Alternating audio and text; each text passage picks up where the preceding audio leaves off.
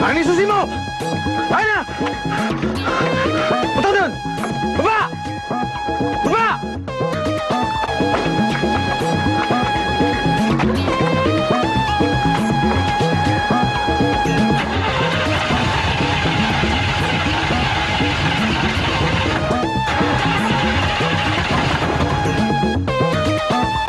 Brad!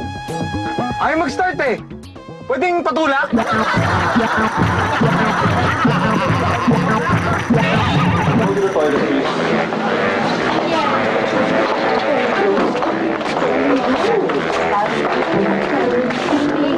Yes po, ma'am. Bibili kasi ako ng pintura. Ano bang kulay na maganda? Dilaw po. Bakit? Para terno sa ngipin nyo.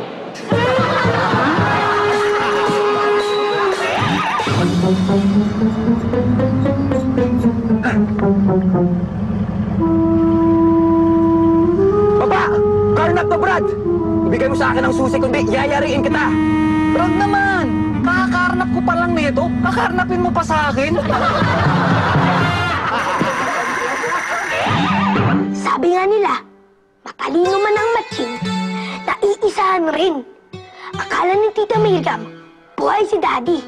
Kaya nagpanggap ako si Daddy at tinawagan ko si Tita Miriam. May plano ako, isang magandang plano. Arturo! Huwag ka nalapit sa akin! Ayaw kitang katabi! Doon ka sa kabilang dulo! Pero Arturo, I missed you. He! Tumigil ka! Alam ko na kung ano ginawa mo sa mga anak ko! Pinalayas mo sila sa bahay ko! Walang hiya ka! Arturo, walang katotohanan yun. Sila ang lumayas. Sinungaling! Arturo, parang nag-iba ang boses mo. Siyempre! Ikaw na nga napagsakan ng buko sa ulo! May iba talaga ang boses mo! Huwag mong ibahin ang usapan!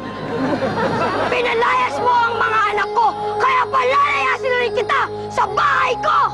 Parang awa mo na, Arturo. Huwag. Bakit? Naawa ka ba sa amin? Sa mga anak ko? Hindi! Kaya hakutin mo na ang mga gamit mo! At pagdating ko, ayoko na makita yung pagmumukha mo! Arturo, saan naman ako tutuloy? Sa kalsada! Kaya ng ginawa mo sa mga anak ko! O sige. Kung yan ang kagustuhan mo, lalayas ako. Sige, Arturo. Bye. Yay! Ano? Sabi ko, yay! Alis ka na! Yay!